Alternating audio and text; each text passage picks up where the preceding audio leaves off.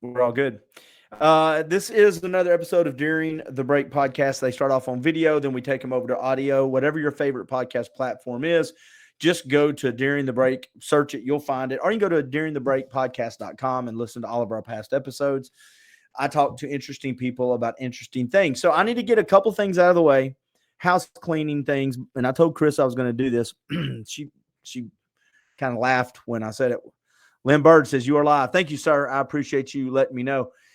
This is During the Break with Karisa Kaye. She's been on many, many times. The topic of this one is hooking up with Karisa Kaye. The hooking up was intentional. It's a marketing thing because we're going to talk about the hookup culture. And it runs through I think it runs through all age groups now. We're going to talk about why we have it, what are the dangers of it, how to maybe break out of that mindset, the consequences, all of those things. To all of the guys, though, to all of the boys out there, not the men, the boys that have been messaging Karisa Kaye the last 8 or 9 days since we put this Facebook event together, messaging her privately and going, hey, you're beautiful. What are you doing later? And trying to hook up with Karisa. To all of you, stop it. Just just get a life. Stop it. I was going to say something else. I told Karisa I was going to say it. I'm not going to say it because it would probably run some folks off. Kevin Dunn, let's go preaching on this weekend. Oh, cool. But anyway, so leave Karisa alone. If you want to treat it like, if you want to meet Karisa, do it like a guy. Don't send a DM going, hey, you look gorgeous. What are you doing later? She's not going out with you. That's what she's doing later. I shouldn't say that. Look at Karisa. She's down like, don't answer for me. Let's just bring her up.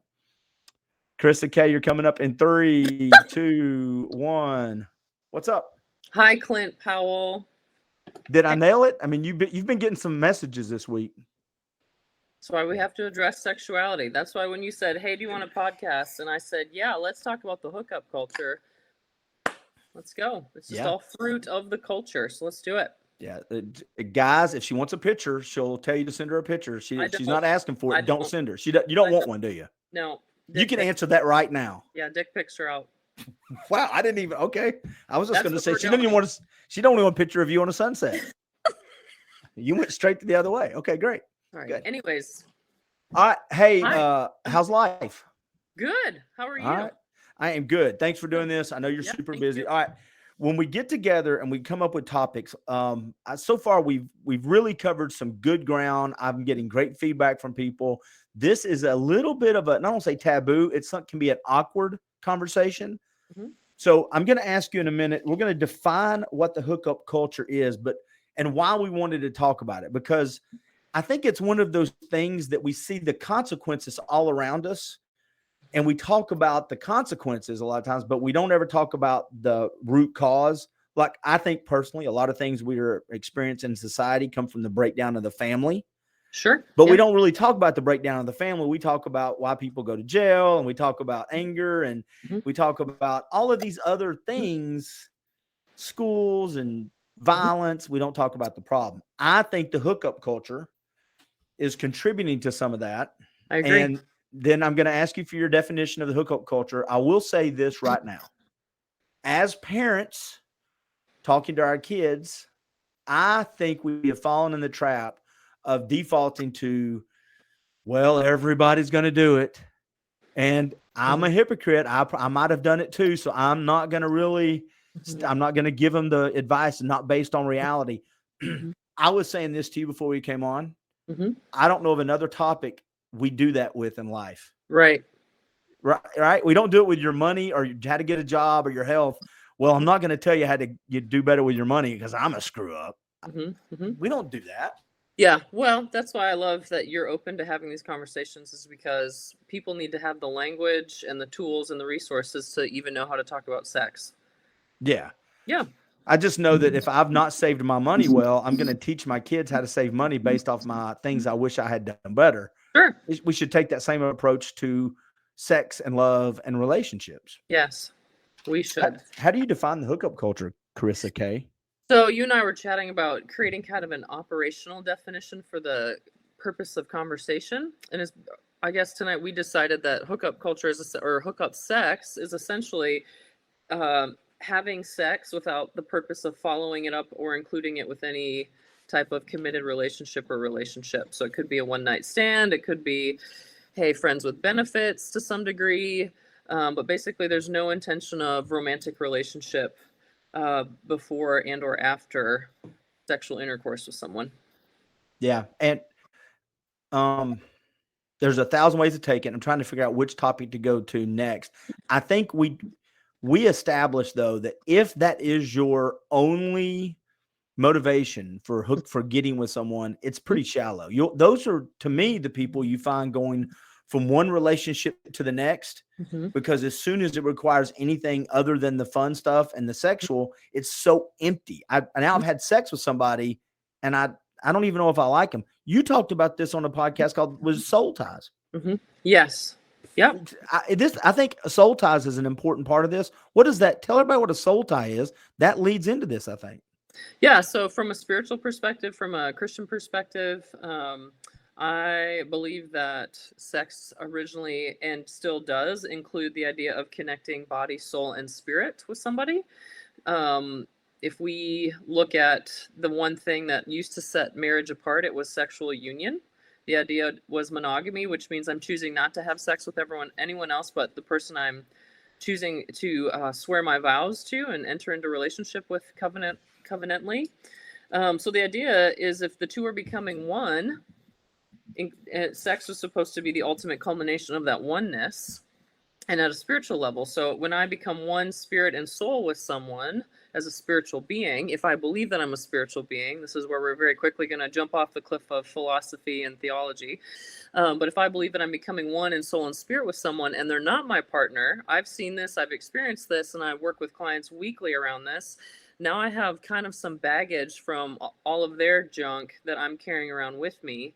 And it's going to keep me from being fully available to bond and connect with the person I ultimately want to share that with down the road in a monogamous exclusive relationship. Does that make sense? Yeah. Yeah. Yeah. And I also think if we don't show some sort of discretion in this too, I said this to you when we were talking earlier this afternoon, the wisdom of the old people around us when I grew up, we kind of dismissed it, right? Oh, well, they're old. They don't get it. No, they got it. They do get it. They understood why they were telling us to be choosy and not just to give our bodies away. Yes. And we were talking about it, and it's one of those things that if we hook up, it is so shallow. And physically it can be very pleasurable and fun, but then there's nothing after that. And we were talking about how shallow and empty it can be. And afterwards, you actually can feel the guilt and the shame. We're going to talk about guilt and shame later because it's a good thing, by the way, boys and girls. Yeah. Guilt and shame are for a reason. Yeah. But we miss out on, I don't say we all miss out. I've been married. I had a good marriage for quite a while. We understand that liking someone makes, it sounds so old fashioned, makes the sex so much better when you care about them. Yeah. Because then I'm not looking at just the physical aspects of it. It truly is looking into the eyes of someone else, knowing that there's more after these moments. Yeah, for sure. Well, I think, culturally, and we could talk for hours about where we think these influences come in our culture and the mindset, but I think we're being sold, we're being taught or sold a bill of goods or lies, if you will, about just chasing after pleasure and life without consequences for choices. And I want to do me, and kind of that American entitlement thing. I think it's impossible to not allow, if you're not very mindful, and even when you are mindful, it bleeds into everything, including your belief that you have the right to pleasure, whatever that looks like. And pleasure in and of itself is not bad, but if it becomes the ultimate thing, it can leave a wake of destruction. And even without a Christian perspective, just emotionally and from a humanitarian perspective, sex, the hookup culture just doesn't work. It doesn't work. It's broken. It's designed to fail because usually somebody's going to get hurt. Somebody always leaves feeling hurt or frustrated because sex, I believe, is designed to connect us. Oh, I got two things to say on that. I agree with you. You had mentioned this before when we were talking, though. It leads to hedonism, right? I called it secularism. But if you just pull the Bible, if you don't want to talk about it from a religious standpoint, that's the corrosion on the pipes of society. It just erodes it. Well, it's ancient Rome. moral decay. That was, they worshipped pleasure, and that has nothing to do with religion. It's philosophy. Like if you were to sit with philosophers and talk about just the worship of pleasure and pleasure alone, without boundaries or consequences, or that's the ultimate thing that we live for, that is literally called hedonism. Our responsibility, right? The responsibility that comes with it. Yes. The other thing I wrote down is I think the statements that are about to be made are representative of Clint Powell and not Karisa Kaye. Okay. I think there was something that happened in the 50s, 60s, and 70s, the women's liberation movement, which me and you, I think, agree a lot and probably have some areas of disagreement on the feminist movement, which I completely support. Back in the day, you didn't vote. Mm-hmm. We should have fixed that. Good job on a society fixing that, right? Yep. But instead of focusing on the men and the boys, everybody would used to go, there's a double standard. Men are men, and they're out there because testosterone's high. And women, if they do that, they're they're easy. They're hoes or sluts, right? Yeah. And it's a double standard. So what happened? So we just freed up women to go have the same mindset instead of talking to our boys about going, hey, keep it in your pants more. And here's why. This is what we've learned. And I know there's an area there's some of this that's going to happen anyway. Yeah. But that doesn't mean you're not supposed to say the truth. And I think instead of just accepting it now, we just kind of giving our hands up like, well, everybody's doing it. Not much you can do. Meanwhile, families are going to hell in a handbasket. Our kids are more and more sad. You add the internet to this. There's kids out there now that don't even have to have a human being in their life. And when they get with a human being, it's the wrong kind of relationship. Yes. Yeah. Yes. Preaching. I know what you're about to ask. Go for it. What am I about to ask? There you go. You're about to say, what am I supposed to respond to that, Clint? Yes. Alexandria says a brave new world. Yes, it is a brave new world, Alexandria. I don't know if that's a title of something. And then Lynn Bird says, can you imagine how difficult it would have been if the young men that worked back in the day had the internet? I think it would have been much more difficult, if not impossible. Now, I'm going to come back and say men aren't doing it by themselves. So women are joining in this mindset as well. Mm-hmm. And that's part of what I'm seeing in the hookup culture. Is that there's this lemming mentality where everyone's running off the cliff, so I might as well join them. That's what it seems like to me. And it's if I can't beat them, join them mindset. Like no one's going to wait. No one's going to want to slow down. I'm just going to have to figure out how to kind of divorce myself from my humanity as I go through this behavioral thing, even though it hurts and I feel used or I feel stupid, or maybe I'm putting myself at risk for disease, et cetera, et cetera. There's kind of if I can't beat them, join them. And one thing I try to encourage people in is you are not a lemming. You're an individual with individual thoughts and theologies, and you're allowed to push back and set your own, when people come to me for conversation around how do I date well, we talk about boundaries, we talk about values, we talk about what does sex mean to you? Do you want intimacy? Do you want connection? Do you want relationship? Do you want somebody to talk to throughout the day? Somebody there to celebrate your good things? Do you want somebody there to support you when you're upset? You're never going to find that in the hookup culture. You said something I love, and let me give a little background to what Lynn said. Lynn and I worked he used to run a group home, and I worked for him for a couple of years part-time called New Life Home for Boys, where we had men come in, young teenagers. Mm-hmm. They would come from the state or from broken homes, and we were a housing place for them as they got their therapy and moved on. And so, yes, I agree, Lynn, if they'd had the internet back then, first of all, we would have had internet at the house. Surely to goodness, we would not have had internet at the house. But you said something I think is pretty cool before we jump into, you said it's not just men, it's women. Yes. And I'm going to talk about, it's not just younger folks. I think it goes through all generations now. Yes. Yes. Because divorce and second marriages are so high in divorce too. We have a lot of people that are single, that more than our society probably than ever. Yep. But you said something, the word intimate. And I think defining that is important because intimate moments, we now, I think, have defaulted to means we're naked together. And that's not intimate. That's vulnerable. But intimate, I think, has to do with the heart. I think that's where you become intimate. Am I misreading that? That's my way of looking at it. I think that's great. And I think that's something that we're forgetting about the human psyche is intimacy happens over time. It happens as a result of trust. It happens with risks and vulnerability. And the idea is intimacy is you know me and I know you. I show you the unlovable parts of me or the parts of me that are scary and vice versa. And then we decide, and then we show up and love each other through those things. Or if we're dating, decide if we want to continue onward. Intimacy takes time. Hookup culture, there's no time for intimacy. intimacy takes work and investment, and humans, again, the cultural nuances of I need it yesterday, or I deserve it, or I should have it by now. I don't want to have to work for anything. We don't realize how inundated our thinking is around that. And so the idea of having to work in a relationship to get to know somebody, to put in the effort to bond with them outside of my genitalia, first and foremost, and then eventually if we decide to culminate that outside of marriage and in the dating relationship, then it becomes like the ultimate, it's just like a crescendo of us bonding and growing and learning about one another, which is, to your point, so much more rewarding than, hey, you're hot, this is a lust thing, let's do it, see you later.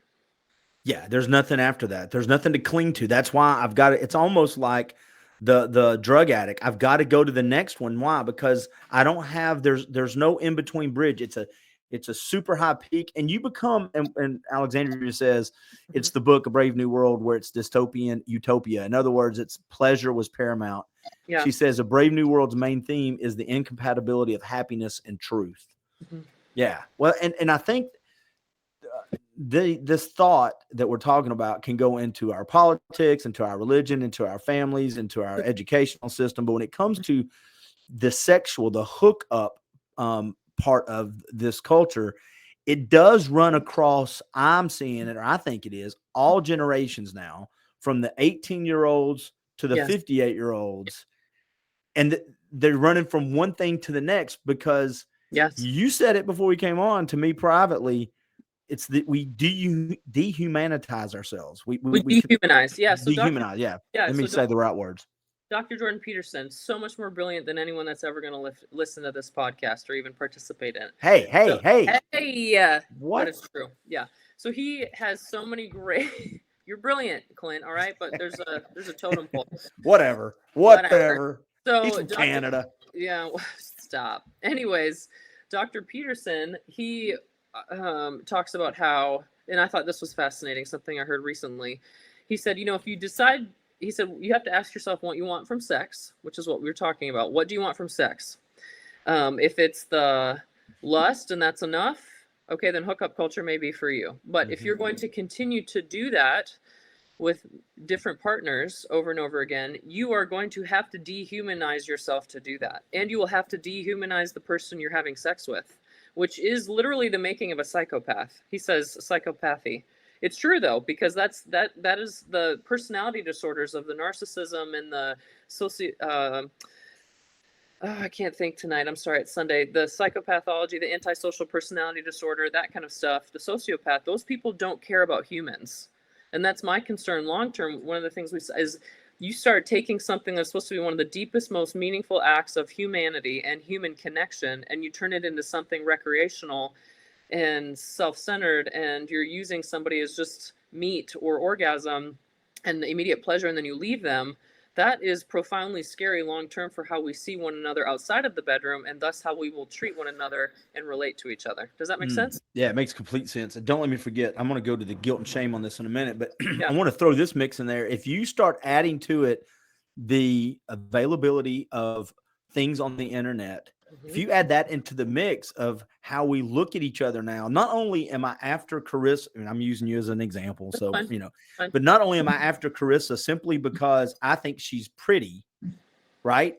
I don't really care about her. I think she's pretty. And then I add what I found on the internet. So when I get with you, that act has to be like this, which is usually going to be disappointing because that act like this, it's never lives up to what we think it's going to be. So it's not only unfulfilling a lot of times physically, it's also unfulfilling spiritually. And we walk away from it going, well, I've got to go try it. I got to go to the next one. Or we might just default to our screens full time and give up on people. Yes, and that's what we're seeing is happening. Joe Rogan just did I'm going to drop the M word here. Just did a podcast recently on masturbation and talked about the pros and cons of that. Again, that self-gratification culture that, very, very much so people, we see it all the time on Facebook and the internet. There's a lot of cynicism and I don't trust anyone and I'm not just going to do me and me. Anyways, where was I going with this? Dang it. Oh, I don't know. I was just saying, I was saying that we got to, we lose our humanity. Oh, yes. So the idea is with sex, let's go chemically for a minute. With sex, there are like 7 to not at least 7 to 9 amazing chemicals that are released in the body and in the brain during and after sex with your partner. Those chemicals, more often than not, are released with your long-term monogamous partner rather than hookups.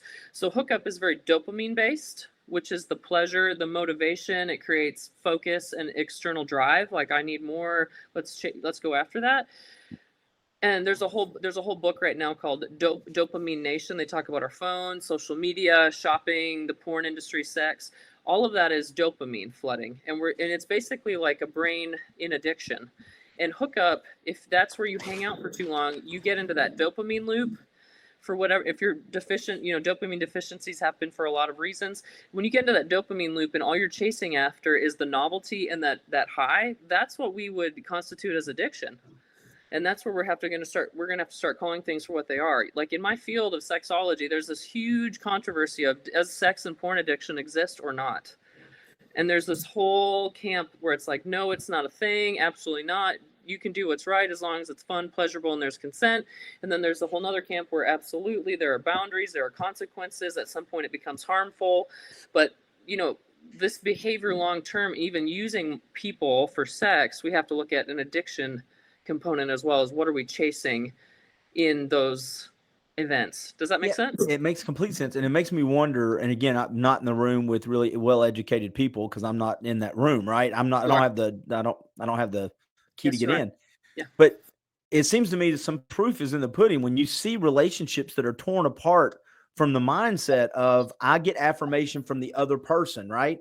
Mm-hmm. So I may have had a bad definition of what love is when I got married. And once we talked about this, once the body stops working like it was supposed to, or once Karisa's body, when she's 65, looks different than when it did when it was 35. Yeah.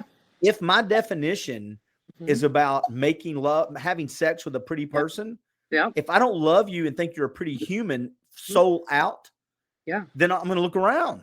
Totally. Why would I not look around? Well, and so this is the thing, is that's already happening. And I can tell you as a woman, and talking with other women and just observing women, culture has so hypersexualized females, it actually takes a man's brain more energy to not stay with me, Clint. I see you're distracted. I'm reading the comments. I know, stay with me. It actually takes a man's brain more energy.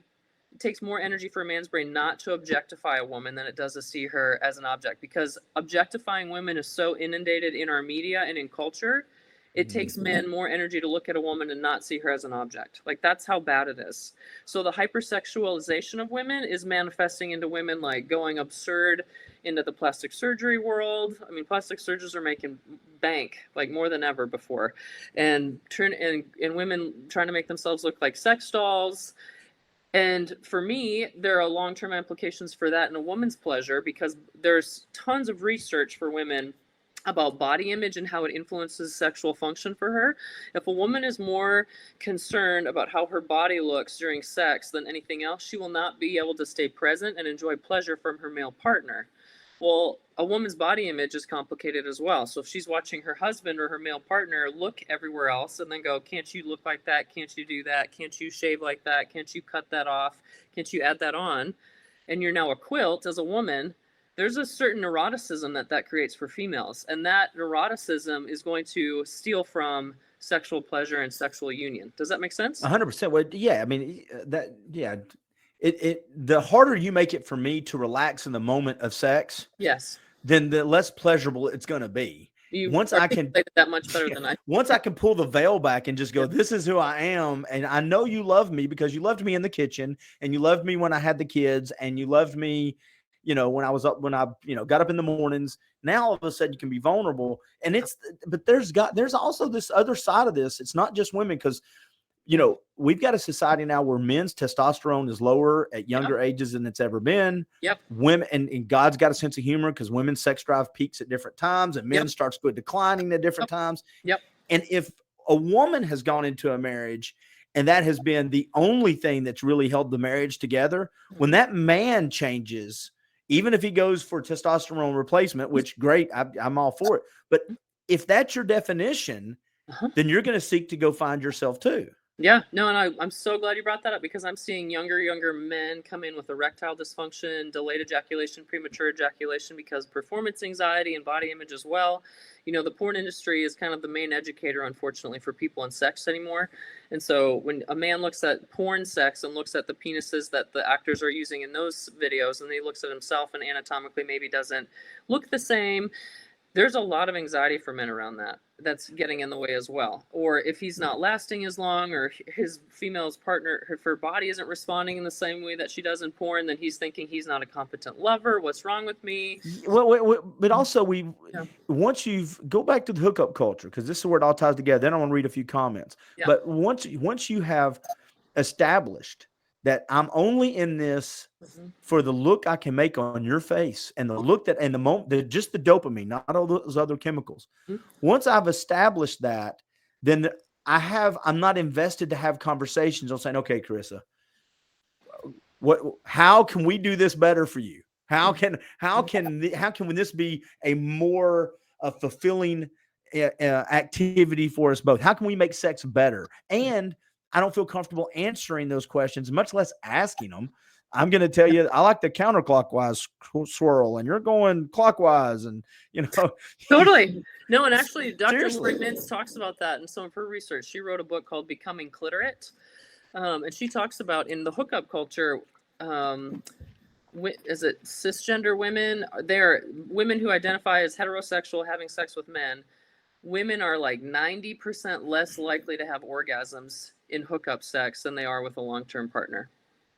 Because the guy you don't know each other, and I'm with you. Yes. Yeah, you can't read their body language. Yes. Listen, because if you yes, that's it. Yes. That intimate. Yeah, I can read your body language if you're pissed off in the living room, much less in the bedroom. But also trust, because for people to orgasm, especially women, for men, a lot of time that testosterone can take over. If there's the addictive component, that can override that.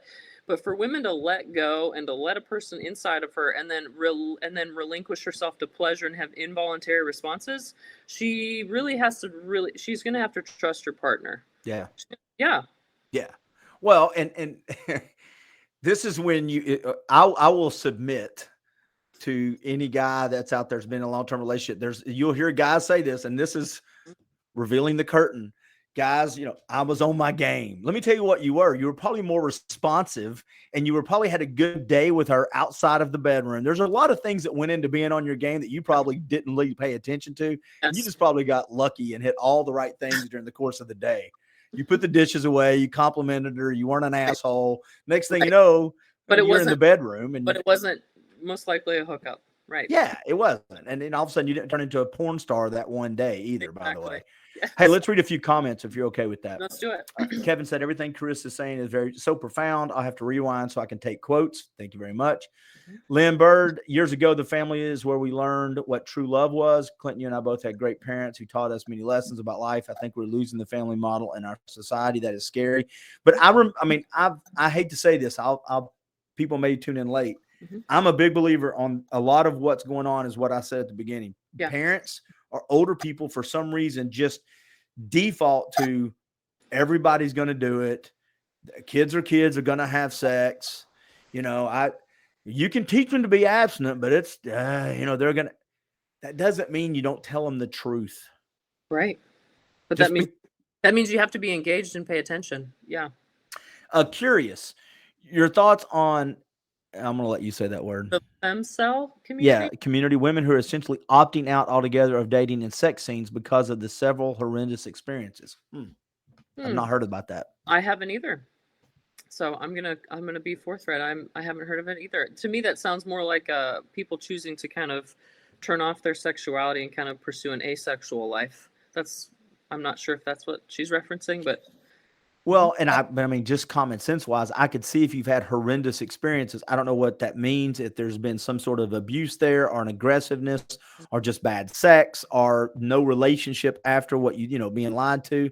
But just common sense, applying that thought to everything else in life, right? If I go to the restaurant and have a bad meal 3 times in a row, I'm probably not going to go back to the restaurant. Yes. So I can understand that. Of course. Absolutely. But in your world, Karisa Kaye, marriage and sex therapist, when you read that, doesn't that make you a little sad? Oh, it makes me very sad, but I understand it. I mean, I have people that come in with some of the most horrendous trauma stories, and it makes me wonder how they're still alive, let alone brave enough to consider trying a new relationship. Yeah, absolutely. But I think it's those experiences that harden us, right? When we don't address, this is why, working backwards deductively, why when we don't address somebody's sexual theology, it will impact another human being, and it may be traumatizing for that other human being. So if I'm somebody who doesn't care about hurting you or using you or doing whatever with you for the sake of my own pleasure, and then I discard you, again, big picture, this is why the hookup culture doesn't work. It's a farce. It's impossible to work because somebody will get hurt, and then we have a lot of hurt people walking around in the community, angry, bitter, defensive, shut down, and that's going to bleed out into relationships as well, and that's not going to be positive. Yeah, they're not taking the time to understand how am I defining love and why am I having these repeat cycles. I had someone recently tell me, and they were younger, but they said, once you've had sex with somebody and that becomes the foundational part of how you describe it, how you define love, then once you realize you don't like how they make you, you don't like the person you are when you're around them, or you come to realize you don't really like them, but you love them because you're having good sex. I told that person, because I got a private message, that person, I told them, I hope the sex stays good for 50 years or 60 years. I hope it never goes through droughts or bad sex time. Why? Because when it does, you're not going to love the person anymore. Right. And that's going to be a bad thing. Let's read this last one. Then I want to jump off on guilt and shame. And then I always like to make sure that I will hit all the topics. Okay. And I know that you're way more organized than I am. Gina said, I'm very old fashioned at 48. Dating isn't something that interests me simply because so many people no longer have values or willing to take the time to get to know me. As soon as they realize I'm not sending or giving nude pics or having sex after a few weeks, they are quick to ghost me. Finding someone equally yoked is almost impossible. At this point in my life, my relationship with my son, grandsons, and Jesus is the most important. She sounds like somebody that you could, she said all the right words in that, didn't she? That you're like, yes? Yes. Thank you, Gina. I actually have a number of women and actually some guys that have said that, I think, so we're on social media, right? And we don't hear everybody's thoughts. We don't know everybody's experiences. We're just going by what the masses are sharing or what we're reading on our feed. So again, we're not lemmings. You get to set your own boundaries. You get to set your own standards. It can be discouraging, but what's the alternative? Giving in? That's not an option, right? Like just going with it and sacrificing your own heart or your own emotional well-being, your mental health, just because you don't think you can get anyone else's attention. That's not worth it. So I have a number of women, and myself included, when people come at me, that will say, hey, I don't really want dick pics. I'm not interested in hooking up. I don't want nudes, et cetera, et cetera. I've said that over and over again. Abstinence has been important to me for a very long time. And so I've lost a lot of opportunities with people, but at some level, then are they really opportunities? Because my thing is, are you worth the honoring of waiting and respecting and being communicated that you have value? Because if somebody's coming at me saying, hey, show me your blank, blank, blank, or here's my blank, blank, blank, that's told me that, for me, that's kind of but nope, next. Because if you just see me as an object or somebody potentially used, that's the wrong person anyway. Keep scrolling. Well, if you set a boundary, for yourself and say, no, thank you, but if you want to have a conversation, et cetera, and get to know one another that way, and they're interested, we have to teach people how to respect us at some level. I do believe that. And I wish more women would do that instead of giving into, well, if you can't beat them, join them. No man out there is, I think that's a lie, because I have good men as clients that are like, I wish women would stop sending me pictures of their boobs right away, or nude shots or crotch shots. Yeah. Like I have really good men as clients that are trying to date that are like, man, women are just as bad as guys anymore. And I think we just keep feeding off of that instead of somebody slowing down and saying, you know what, I'm going to go against the grain here and walk upriver. And I'm going to trust that the right person is going to see that and respect that and say, yes, please, that's very attractive. You're not like the rest of them. I would like to get to know you better. Does that make sense? It makes complete sense. And, the first thing that came to mind when you were talking about keep scrolling or sending pictures is it truly is I was going to say window shopping, but it's like going to the butcher shop and picking out your favorite piece of meat. Really, it's just I don't want that one. Oh, look, send me that. Yeah, I like that one. I don't like this one, but there's nothing behind it other than what the superficial attraction is.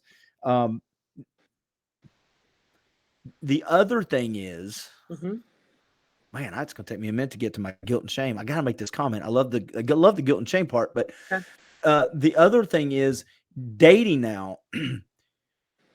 You know, if you go out with somebody 2 or 3 times and then all of a sudden you realize, okay, this is not meant for me, right? I'm not hooking up, but I don't think this relationship it takes more than, okay, let me back up and try to say it in a better way. I don't think 1 or 2 dates is going to determine whether we are a good fit. And so it's almost now we've got a culture that says if you go out 3 or 4 times and you don't call me anymore, you've ghosted me. They totally threw me. I'm like, if you go out 3 or 4 times, you might just realize there's no long-term hope in this. I'm not going to sleep with you, and I'm not going to end up being in a relationship with you. I don't want to go out anymore. So maybe that's a different podcast where how do we have the date 5 podcast or conversation where we go, okay. But that's part of this culture though, because there's pressure to either sleep with each other early or we do feel ghosted and jaded. And what did I do wrong? Maybe I need to sleep with him earlier next time or with her earlier. Well, I guess I'm naturally a nonconformist, so I usually go against the grain. What? Yes. No. I'm a northern chick who identifies as heterosexual. I love athletics. I played college sports. I talk about sex. I love Jesus, and I'm not just going to give it up. So I think you just did your Tinder profile. I don't do Tinder. It was a joke. It's a terrible joke. So once you start dropping masturbation and talking about clits and stuff, you just get all serious. Listen, you already set up the title of Hooking Up with Karisa. You can back up a little bit. Okay. Wow. Yeah. So I want to encourage people listening, like earlier it was Lynn Bird talking about like losing the family model in society. No, like I feel like people are tempted to hit the despair button in their mind, and you don't have to despair because you as an individual get to be different. You get to be the nonconformist in your culture, in your tribe, in your village. I get to be a difference maker or a change agent in my culture. When people say, hey, Chris, here's a picture of me in my boxer briefs, blah, blah, blah, blah, blah, or can I see a picture of you? And I get to go, no, thank you. That just doesn't really do it for me. Can we get to know each other? Is that an option? And if they peace out, then you're not the one. Next, let's go. Well, let me ask you this, though. What if they piece in and they go, okay, do you trust somebody that started the conversation with you sending a picture like that? And if they go, oh, okay, now I'll get to know you. I just talked about this with somebody this week. I think all of us are a product of our environments. And some people, if they seem, quote, safe enough or open enough or teachable or humble enough to go, you know what, you're right. My bad. I think I've just been so caught up in this trend and this pattern. I would like to do it differently. That's really encouraging. That to me is encouraging. But if they go, okay, oops, and kind of play, they're kind of sad about it, but then you don't hear from them anymore. I think you have your answer. But, I think because we're all a product of our environment, you be prayerful, mindful, kind of discerning about how do they respond to my boundary. And if it's honorable and respectful and they want to meet me there and maybe come out of that mindset, because people change, right? Like people change. I've changed. I didn't know the Lord for a long time. And the way I used to behave with men is significantly different from how I behave now. And so when I used to throw myself at somebody for attention or throw myself at somebody for blank, blank, blank, and then I finally dated a gentleman who really respected me and wasn't going to go there, at first that felt like rejection, but it ended up being very redemptive. Mm-hmm. So when people come at you that way, I always want to know, like, are they receptive? Are they open to boundaries? And if not, okay, next, throw the little ones back. And a question you can ask yourself too is not just what is hookup culture, but why am I dating? Because I'll be honest, I'm at a place in time right now where if I date, it's for company. Sure. I'm not looking to get married. And I've said this before, and I've actually had people friend me right after my divorce. They friended me. And when I have had that conversation, they unfriended me, which is fine. But, and I wasn't mad about it. They were looking for a husband, and I was in my, late 40s. Or almost 50, and I wasn't looking to be a husband, and they were like, okay, well, peace out. And I'm like, cool, but I'm not going down that road. So learning to set that up as we go. Gina says, P.S. I feel most men my age want younger women. the men interested in me are 30 and think I have money in my purse, or they are 60 plus on the verge of needing a nurse. Well, Gina, I don't know you and your story, ma'am. Sometimes this is worth like meeting up with somebody to chat about, kind of like what I do for a living. Sometimes I think it's wise for us to consider where and how we're meeting people. I know some people in the past, when they've done like online dating, they'll have friends and family kind of check out their dating profile and say, what vibe am I giving off? So it's good for the people that we trust to kind of, if we're putting ourselves out there, ask like, what message does this feel like this is sending? Like, does this seem warm and inviting and friend? What is that smirk, Clint? You're so dead on right. Well, because a lot of people, when you look through, again, I think so many people are so in this, I have to look seductive, I have to look sexy, I have to look hot. And then those messages tell anybody scrolling through, it takes 10 seconds for us to make an impression. 10 seconds. So if my brain looks at this and there are certain micro expressions in your photos that say, come and get it, or hey, do you see me? I'm not saying Gina, I don't know Gina, but like she's talking about me. I do that a lot. I do stuff like this. The seductress, yes. Yeah. But there are a lot of women with a lot of images out there that are like, or even guys with the shirtless this or basically it's very sexually suggestive. If you start out in your dating profile being physically suggestive, you've already set yourself up for a certain tone. Does that make sense? It makes complete sense. I'm going to say it again. We said this at the first of this podcast. The wisdom of the older folks in our life that we poo-pooed because they were old fuddy-duds, right? Stick in the muds. We are who we hang out with. That's not just true in business. It's also true in decisions we make with friends. But if I'm finding people to date at certain places, you get the fish you cast the bait for. And again, I'm not talking to Gina. I'm just talking. You just brought up a different topic for me.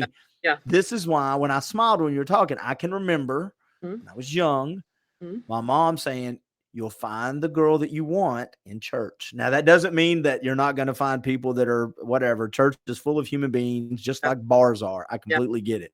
But there is this thing of increasing your odds, knowing you have that common thing in place. But I smile because I can hear my mom's voice going, you're going to find the girls at church. Yeah. And you got that in common. I mean, there's a lot of, that's a whole nother topic indeed. But to our main point about the hookup culture is, if you're trying to date and you want to be respected and you want to find somebody you respect, having sex with them out the gate is not the way that's going to be established. It's just not. And because we as human beings naturally admire and appreciate and value and respect things we have to work for. We have to, if you really want to appreciate something, you have to work for it. That is human nature. That is built into us. So if you just hand me something versus, hey, Chris, so you can have this really cool, great gift, but it'll take you a month of like laboring 5 days a week, 8 hours a day. I'm going to appreciate this a lot more than like, here you go. And that's true of our sexuality as well. Does that make sense? Makes complete sense. You know what? And also, once you get to know somebody, and I'm okay with restating things in a podcast because we don't know when people jump in and jump out. But the reason, I'm not saying the only reason, but the reason that you may be more concerned about your belly or your boobs or your penis or your eyes or whatever it is because you've not established that you care about anything else. Right? I have no grounds for you to judge me on anything other than this moment. So I hope I'm exactly what I think that you want. I don't even know it. I've got to think what you want and hope that I'm that, because we have nothing else foundationally to base anything off of. But that is not a dependable foundation, because the truth is, let's say I'm a guy who likes blondes that are 5'8", who work out, and I happen to be a blonde who's 5'8" and she works out, I'm like, oh, I'm special. See, I'm special, because that's also the other thing. Another part of humanity is each of us wants to feel special. It is in our DNA to want to feel chosen, to feel set apart in something, and to feel special. So I tell myself I'm special, and because he's sleeping with me, I'm special. Well, if the only thing he cares about is blondes who are 5'8" who are athletic, then he can go find the next blonde who's 5'8" and athletic, and she's, quote, just as special. And suddenly I'm devastated because I've been living on the delusion that just because you have sex with me means that there's something about me that's set apart and great. I have a buddy years ago, and I won't call his name out. We hadn't talked in a while, but I have a buddy that went through 3 divorces, he went through 3 marriages in about 15 years. Every person, every girl he married looked almost identical. Yeah. I mean, literally, I was like, Yeah. hey, I don't know if you know this, but Hmm? you, sir. There's a trend. We're going to look at this pie chart, Bob. Now, look, Bob, if you'll notice. Hey, Ashley Ivy, excuse me. Ashley said, what about guys that act like they value you and your boundaries, but still entertain those girls that give it up easily? Well,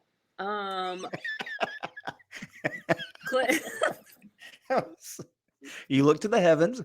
Well, because I can be queen biatch very quickly with this, so I have to be not that if I claim that I love the Lord and people want to stay with me.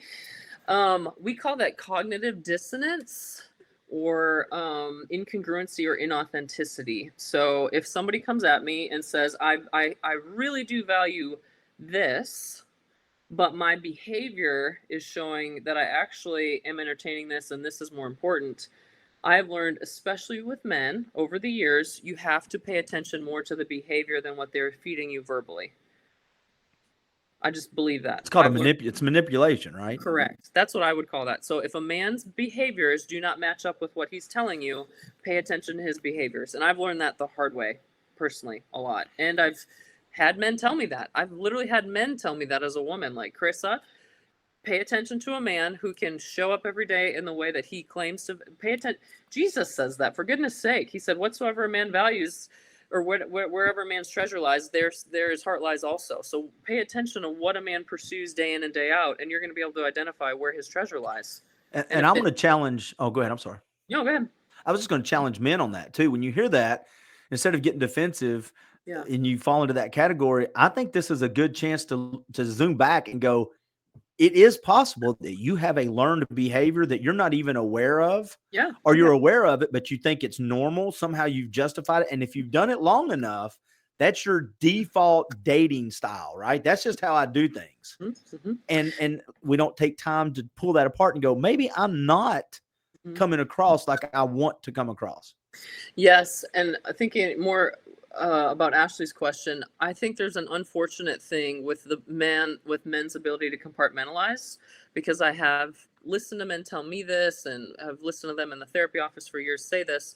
She's the marriage, I would marry that kind of girl, but this is my fun girl. I would take this girl home to mama, but she's my fantasy girl. And I call bullshit on all of that. Total bullshit. Because that to me is based in selfishness and self-service. Like if we're going back to the hookup and it's all about me, like women don't want to be compartmentalized. Like if I'm either the woman that like you want to introduce to your mama, I get to be your fantasy girl, and I'm the one you want to have fun with, or keep going. But that's not fair to like pick and choose parts of a woman, because in doing that in itself, that's dehumanizing a female. Does that make sense? It does. We hear it. I want an angel in the in the kitchen and a devil in the bedroom, basically. Yeah. And here I will say this, again, I'm almost 55 years old, doing it wrong and right over a lifetime. There's a lot of times that the angel that you're passing up is exactly what you want, but you've never given her a chance to know you and freed that from her. Yes. In the context of being, this is a relationship that's been ordained, it's been blessed. I'm completely cool with being who I am. And you have no idea. Yes, I'm great in the living room and I'm great at the workplace, but you have no clue because you've not given me a chance. And that is sad. That's where tragedy happens, because it's like if men really understood more about female sexuality, women will literally physically open up to you, right? Genitally, like that's what a woman's genitals do, is like physically open and say, I feel safe with you. There's something about you I trust, so you're welcomed in. And her heart will follow suit, or vice versa. When a man creates an environment where a woman in a relationship where she feels safe and secure, and he is dependable and he wants her and no one else, sexually, that gives women so much more freedom to be expressive and to enjoy and receive from their male partner. But if I think that You know, like if I feel like I have to compete for your sexual energy or sexual attention, so now I'm performing as a sex partner and just trying to keep you as focused over here. Or I have ladies that are like, well, I have to make sure I give him sex a few times a week because I have to keep him from wandering. That's not your responsibility. That's his responsibility. That's a character issue. That's a heart issue. That's a discipline issue. That's not a woman's responsibility. Does that make sense? Mm-hmm. Yeah. But It's funny. We as humans, men will figure out how a car works so we can rebuild it and make it go faster and love it. And women and men and women too. I'm sorry about the stereotypes, but whatever it's recipes or whatever we love, we dive into and we figure out how to make them better. Right. We figure out how to do them and add a twist and make it go faster. And when it comes to sex, a lot of times, as I'll speak on the guy's behalf, a lot of times we don't understand every woman has some basic parts, but every woman has a different owner's manual. And if you really, if you really treated it like that, like, all right, how are we going to make this car as happy as possible? All of a sudden, it's amazing. The person that's just praying for you at the church, all of a sudden is grabbing the back of your head. Like, what the hell? You're like, wait, you're like, hey, she's really into this in this moment. What did I do different? Well, you looked her in the eyes and you gave a damn. I love you. Oh my gosh. She's grabbing the back of your I was going to say hair, but I don't have any. It's been just scratched and been weird. Hilarious. I'm totally going to lose people on this one right here. I want to say this too, though. One of the things that I think we've lost as a society, I don't know if we've lost it. I think we might have exaggerated it in wrong places or in the bad places and kind of poo-pooed it in the right places, is guilt and shame. Yeah. It used to be, guilt and shame are there for a reason. Yes. There are things we are supposed to feel guilty about and shameful of. And I use this example, but when, if me and you are talking and I call you a bad name or I'm short with you, when I hang up the phone, if I care about, I'm going to feel guilty. Yes. And I'm going to be ashamed of myself. And what am I going to do? I'm going to apologize. I'm going to try not to do that anymore. And for some reason, we just want to remove the guilt and shame of treating the other person in a very minimal way and treating ourselves that way. And we don't want guilt and shame anymore. We don't want accountability. No, sir. There you go. There you go. It took me 53 minutes to get the approval of the expert. That's not true. I'm just kidding. I was just kidding. Also, I don't receive your guilt and shame there. So damn it. I just said we use it wrong. No, accountability. Accountability, which is what we're talking about, right? Accountability goes out the window a lot of the times with the hookup culture. I'm not going to be accountable. We're just going to do this. No strings attached. We're just going to have fun.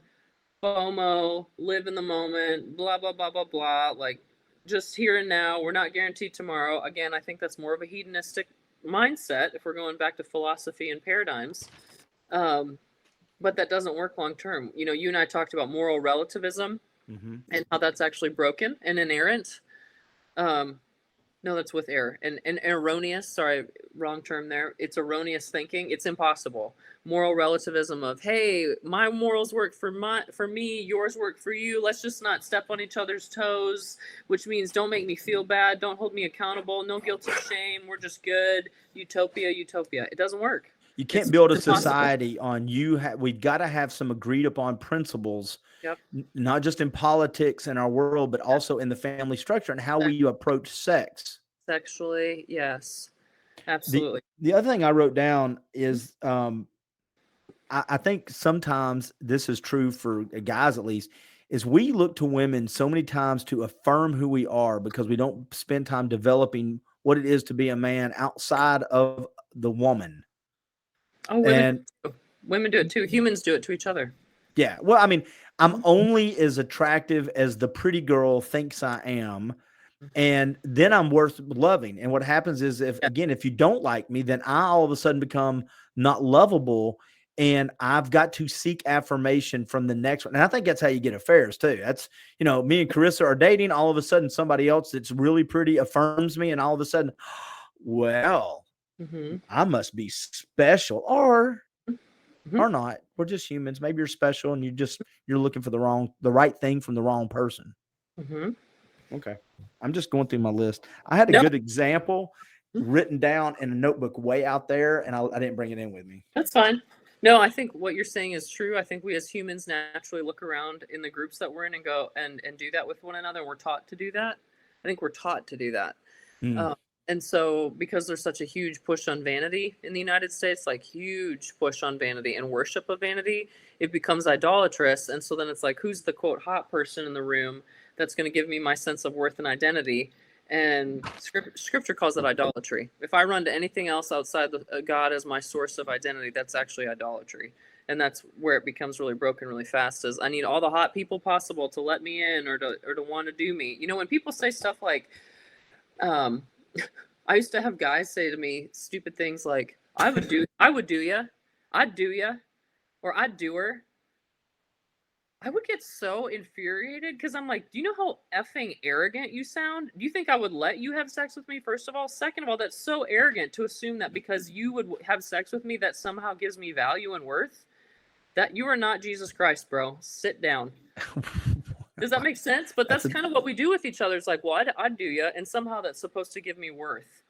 That's not. Yeah, but we, you know, again, I'll zoom it back down to the hookup culture, but I'll zoom out for a second. That goes back to a society, I think, that is so uncomfortable sitting with ourselves. Mm-hmm. We not only do we run from one girlfriend to the next, one boyfriend to the next, one bedroom to the next, but we also just stay so busy because I've seen it after men. I'll speak to buddies who get divorces, right? And they refuse to go to therapy. They figured out, they've learned it all, but then they start repeating the same mistakes. And the reason is we, not just them, I suffer from this too. We can be very uncomfortable when it's just us and God.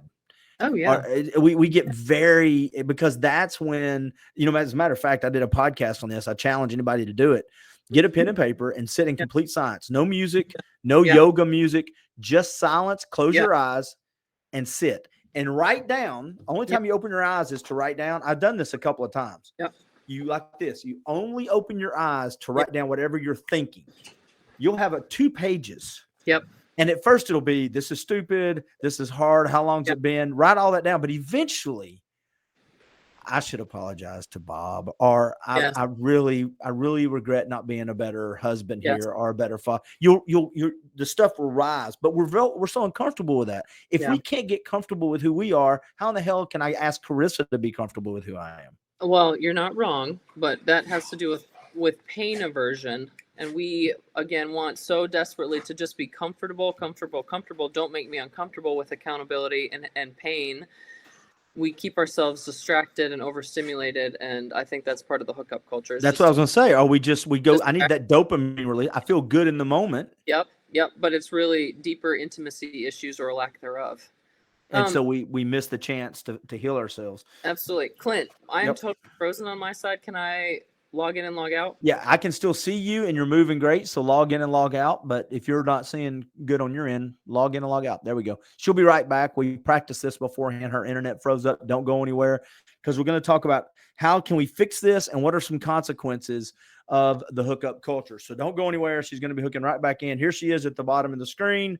When she pops up full, I'm going to bring you up. 3, 2, 1. Can you see me? Yeah, sorry. Therapeutic you're break. Good. Okay. No, we can still hear you. So I told everybody, let's talk a little bit about some consequences. What do you think? Yeah, let's do it. All right. Why don't you? So that was your cue. Ready? Go. Oh, well. Consequences. What are some consequences of the hookup culture? Well, here's one that I've been thinking about recently. And when I used to, in high school, I made out a lot with different people. Let me put it that way. Okay. I'm going somewhere with this. Somewhere. And eventually I found for myself, and I hear this from other people, that's where I'm going with this, that eventually kissing didn't mean much anymore. And touch didn't mean much. Like I was kind of like, And I think that's happening with sex. So for some people, I will say, like for me, I was so burnt out on making out with different people that it was like it didn't mean anything. And I was like, touch is important to me and I want it to matter. So I did like a kissing fast. And I'm not saying people have to do this, but it's just ideas. So I think with the hookup culture, we get numbed out and eventually it's more of the same. So sometimes fasting from that is a beautiful way to reset meaning and doing a lot of self-reflection and letting those chemicals kind of shift back. Because, the brain does like novelty, but like we talked about before, without connection and intimacy and bonding and other emotional facets to sex, you're going to just keep looking for the next thing, looking for the next thing, looking for the next thing. The U2 song, I still haven't found what I'm looking for. Right. So you're talking about a sex detox, basically. Exactly, because in where I'm going, you asked what the consequences were. I think the consequences are we become numb to touch that is supposed to be meaningful, to acts that are supposed to be deeply connecting and deeply meaningful. We numb out to them, and they become recreational and sporting, if you will. Yeah. No, I get it. Okay. Yep. And now I've got a couple, but I'm going to let you go through your list because you got the good ones. Well, you can go ahead. We'll go I back. was just going to say mine's real simple. I think it erodes the foundation of how to build the family, not just the hookup culture after you've been divorced and you've been married once, but then a lot of times people think it doesn't matter because you've had your kids. Maybe you're in your 40s. You're like, well, I'm not going to have kids anymore. So what does it matter? That still is a societal thing, and your kids are watching and you are watching. More importantly, you see how you are approaching this, whether you respect yourself or not. So I think there's a bunch of societal consequences, whether it's the 18-year-old or the 48 or the 58-year-old. Yes. Agreed. That's mine. Your turn. Yep. I think to play off of yours, the dehumanizing. What does it mean to be human? What does it mean to be relational? What does it mean to be kind, humble, teachable, others-centered instead of self-centered? Hookup culture, I think, is self-centered. I think it's self-centered. It's hard. It's completely self-centered. And in order, like Dr. Peterson says, to be able to continue on in it, I have to dehumanize myself, because that's the other thing, is how I show up in my sex life says something about how I see myself. So if I just think I'm a piece of meat and I'm only good for this, or I'm only after this, that says something about me as a person, as well as the person I'm going after. So I think dehumanization, which is ultimately part of that corrosive societal breakdown, because all of us need to see each other as more human. The reason we do the terrible things we do to each other is because we don't see each other as human. Does that make sense? Or what it means 100%. To be human isn't 3D or spiritual or honorable or about dignity and respect and value and mutual empowerment and mutual growth and harmony. It's just about consumerism.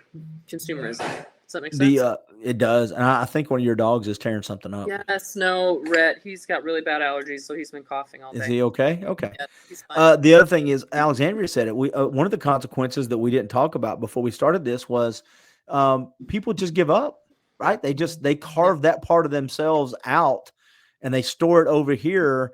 And then there's danger in that, because then you could learn I don't need it anymore. In reality, that may be part of your life that would, you probably do need. Intimate relationships should make up 20 to 30% of our life, at least. Absolutely. Health consequences, spiritual consequences. We've talked about soul ties. I do think that I know that to be true.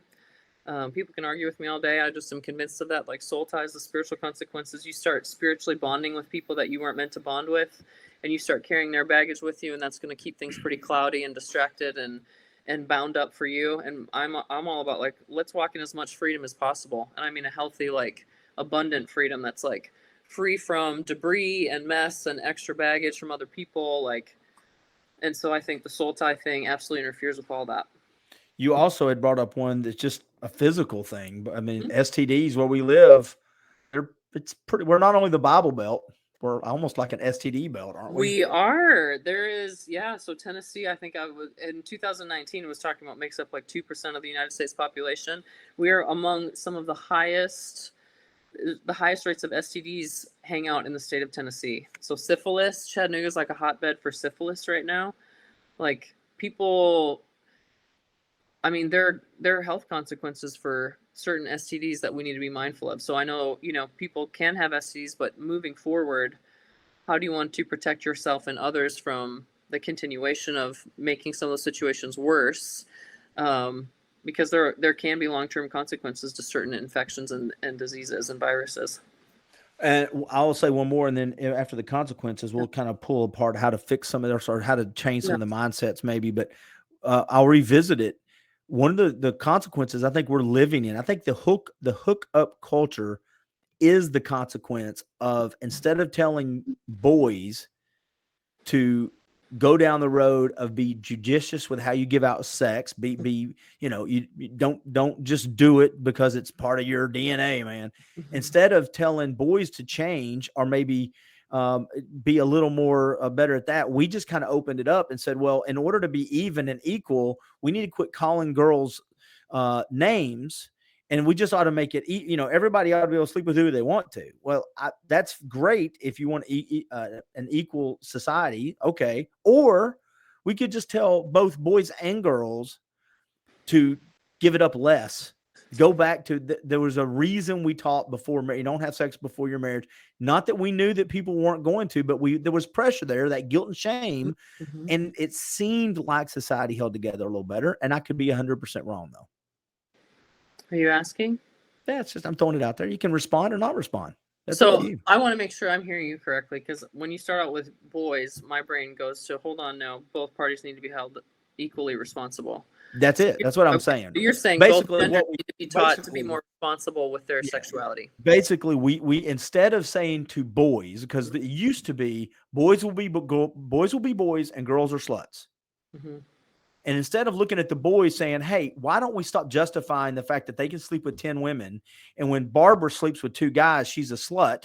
So instead of doing that, why don't we say, hey, dudes, let's instead of just accepting it, let's put a little pressure on you and say, hey, why don't you pull back and show a little more responsibility in that? And then that way, that to me is the change that would have been better, rather than just saying we're going to open it up, sleep with who you want to, when you want to, we're going to make it the easiest possible. And there's really no consequences because we want to all be equal. Just makes my heart sad. Yeah. Dr. Peterson talks about teaching people. He said, you should be a monster. Oh, I love this quote. I love that speech. Yeah. He said, you should be people say, don't be a monster, play small, don't make all that kind of stuff. He said, no, you should be an absolute monster. And then you should learn to control it. Yes.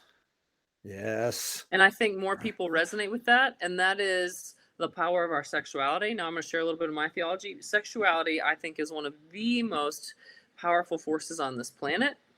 We are sexual beings from the inside out. So to teach people to really steward and honor them as autonomous individuals who have a brain that's capable of reason and decision making, you teach somebody the power of sex, the power of your own sexuality, the power of desire, the power of pleasure, and then you teach them how to control it. You don't hide it in a closet and tell them it's bad and use guilt and shame. Now you'll go to hell if you have sex before marriage, or you'll be a slut, or you'll be a bad little boy or girl, or blah, blah, blah, blah, blah, or God will never bless you with children, or whatever it is. That's bullshit, because people have had plenty of sex before marriage and get married and have a great sex life.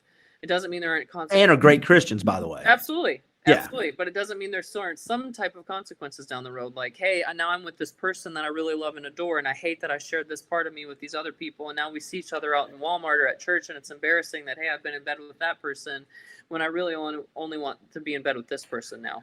So I think big picture, if we really were doing it better, we would talk about the power of all the facets that go into a sexual relationship and how monstrous it is in a good way. And then you teach people how to control it and why it's beneficial. But when you tell a human being, don't do it, human beings naturally want to do what you tell us we can't do. Right. Well, and I think if we told kids, I think if we had done a better job, and again, I'm trying to put myself back when I was 17, 16, and say, okay, here's why you don't do it, and have these kind of conversations. Let me show you the consequences of it. Outside of just the religious, there are religious consequences. Sure. But outside of that, buddy, this is the other things that happen to your spirit, to you physically, to the person that you're having sex with. There are other things. And that conversation is just as important as the birds and the bees. You will figure out the outsies and the insies. You'll understand that very quick. Nature, nature figures that out with no words, right? And the real birds and the bees conversations, I think, should have been the massive responsibility of what happens when you just give that away. And that's the conversation I think I probably didn't have with my kids as well, that I should have. And the other side of the guilt and shame is also the redemption and the forgiveness that comes. It's also available when you're living in the spirit. And I love the monster thing, because I've said this 1,000 times. The only way to counteract bad monsters is with good monsters. Amen. And I was raised by a good monster.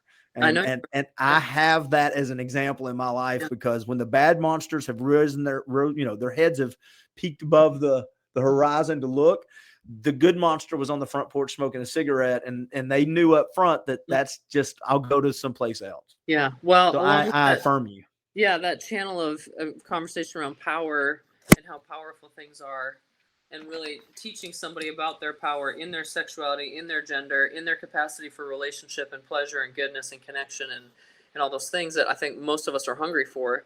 You have to teach them about it, and then you have to teach them why it's important to steward it. Yeah. Otherwise, people are going to go on their own exploration. They're going to explore on their own because humans are naturally curious, and they're going to go figure it out on their own. And hopefully they figure it out in a healthy way. Most of us won't. Correct. Yes. How do you fix this? Have we covered the fixing part throughout this whole thing, or are there other things you wanted to add into it? No, I think we talked about some big stuff there. I think as far as fixing, like this is just human nature. People have to want to change. Like for some people, the hookup culture isn't problematic. For some people, they would think this conversation's ridiculous and we're just over exaggerating things and it's really not that big of a deal. Those would not be the people that this would be addressing. So for some people, pain and pleasure, I believe, are the two greatest motivators in life for humans. Oftentimes, pain is usually the greater motivator more than pleasure. People have to, at some level, start to experience some level of pain and discomfort in their hookup experiences to go, maybe this isn't for me. Maybe I don't want to do this anymore. I'm tired of seeing people hurt. I'm tired of getting hurt. Now I have some health issues because of it, or some emotional issues or identity issues. I feel thrown away. I feel used. I feel stupid. I feel, abandoned, or whatever it is. Usually all those things are manifesting at some level for some people for a lot of people in this culture. Those experiences, unfortunately, painful experiences, usually what motivates people to change. And so then that would look like, all right, let's process through, like, what do I want sex to be about? What do I want to get from sex? What is my understanding of the theology of sex? Do I want connection and intimacy and a relationship? Do I want just like the lust thing? What do I want out of my sex life? What do I want out of a relationship? How do I want to feel about myself at the end of the night or the next morning? Does that make sense? Yeah, I love it. Yeah. When you said it to me earlier before we came on, the concept of change starts with you wanting to change that's key for everything. It's true, small to big things, right? But it changes all of a sudden when your motivation to actually change gets big enough. The how will take care. You'll figure that part out. I tell people that I'm like, if you really want to get better, you will run through fire to find the resources it takes to get better. People who are really hungry for change, they'll find a way to make it happen. Make sure, check your list. I want to make sure we hit all the topics. Did we leave anything off this evening, ma'am? I don't think so. We talked about defining what the hookup culture is. We addressed that it's happening across generations. We talked about some theology and philosophy about where this mindset has come from. We talked about how it impacts genders. Talked about some consequences. Anything else on your end? You've got to use some pretty provocative language that I said back to you, and then you kind of chastised me a little bit. Maybe we need to talk about this offline, so you're not trying to make a scene. A little drama. Little drama. Karisa, what if somebody says, I want to find out more about I Love Us therapy and counseling? Where would they go? What do they do now? Well, thank you for that setup, volley for serve. But first, I want to share because, as a therapist, we can't push our morals onto clients. So I do want to share that even if it would seem as though I'm biased towards one direction in this conversation, if you are in the hookup culture, there is zero judgment from me unless you're acting like a complete a-hole and using humans. But even then, hopefully I'm open and receptive to wanting to help you because I have had clients that have come in like, hey, I have a pretty high body count. I don't want to be this person anymore. So I want you to hear that I would be honored to work with you if you decide you want to make a change and you want to process through that lifestyle. Well, that forgiveness and mercy and grace extends through us. If you, Yeah. So just, you can find me online. I loveusintimacy.com. You can call me, text me. You could, email or phone call would probably be best. Okay. Hey, thanks for doing this on a Sunday night. Thank you so much for being willing to talk about a hot topic that makes a lot of people very uncomfortable. It's uncomfortable. I'm very comfortable being uncomfortable, and that's a good thing sometimes. You are a pot stirrer. It's true. I am a pot stirrer. Karisa Kaye, go take care of your dog. God bless him.